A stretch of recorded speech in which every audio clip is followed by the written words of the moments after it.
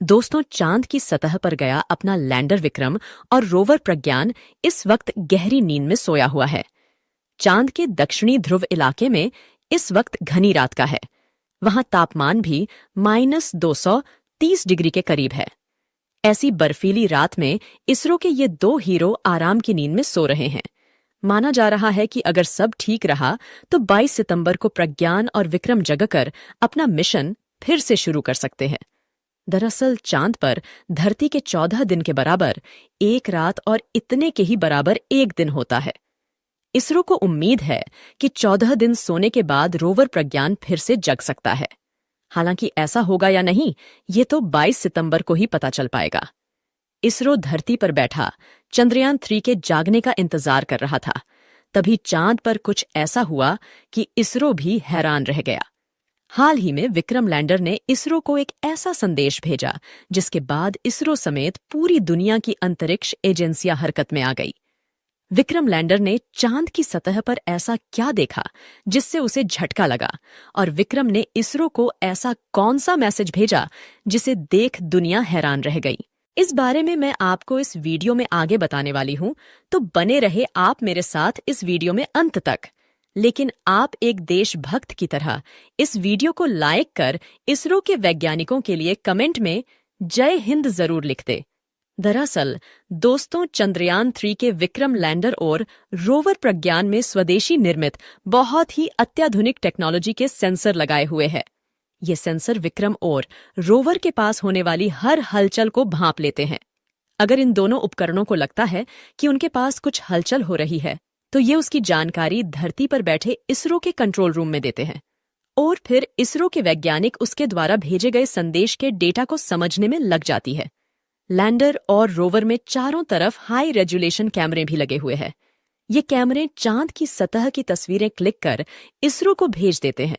लगभग अपनी 14 दिनों की यात्रा में रोवर प्रज्ञान और विक्रम लैंडर ने चांद की सतह पर ऑक्सीजन, सल्फर समेत अनेक धातुओं की खोज की है।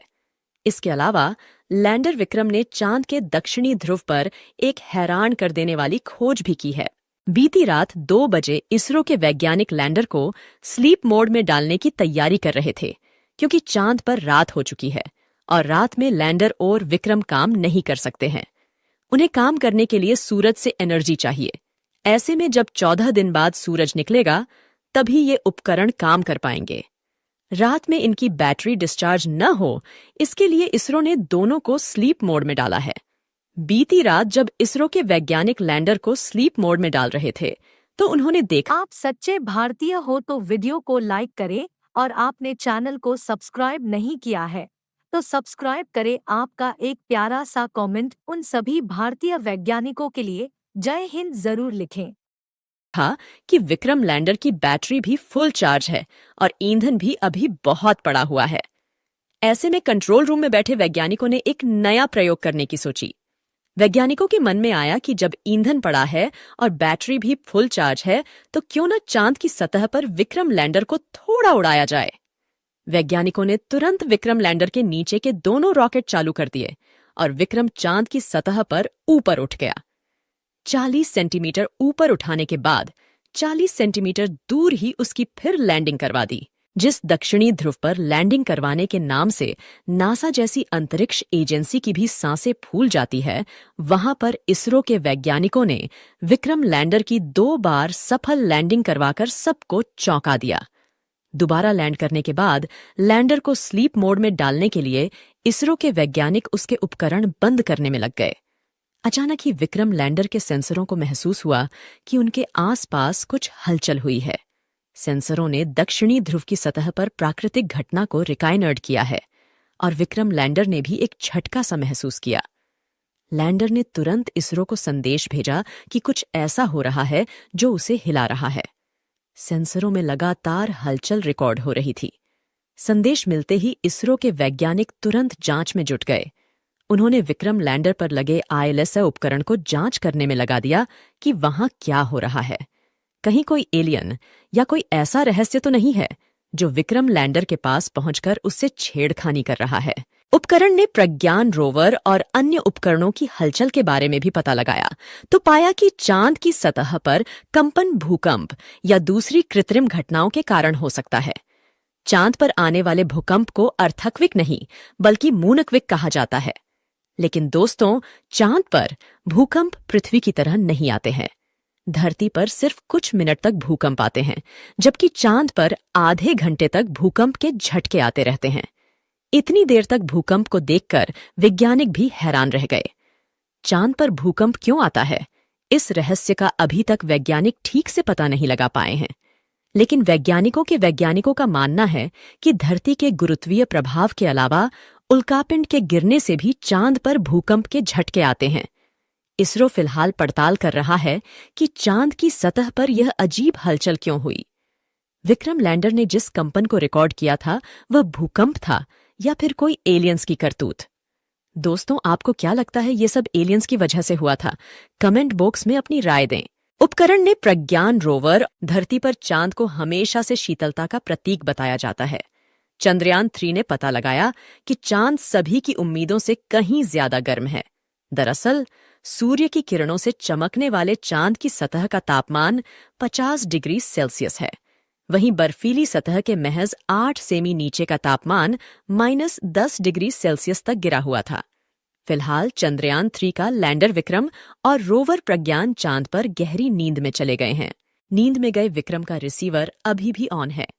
उम्मीद है कि दोनों 22 सितंबर को फिर सक्रिय हो जाएंगे। प्रज्ञान और विक्रम ने नींद में जाते समय चांद की रात में सुरक्षित रहने लायक ऊर्जा बचाकर रखी है ताकि भीषण ठंड से बचा जा सके। विक्रम लैंडर धरती से करीब 3,71,841 किलोमीटर दूर मौजूद है। अब अगले 14 दिनों तक विक्रम लैंडर और प्रज्ञान रोवर के आसपास रात होगी। तापमान -300 डिग्री सेल्सियस से और भी नीचे जा सकता है।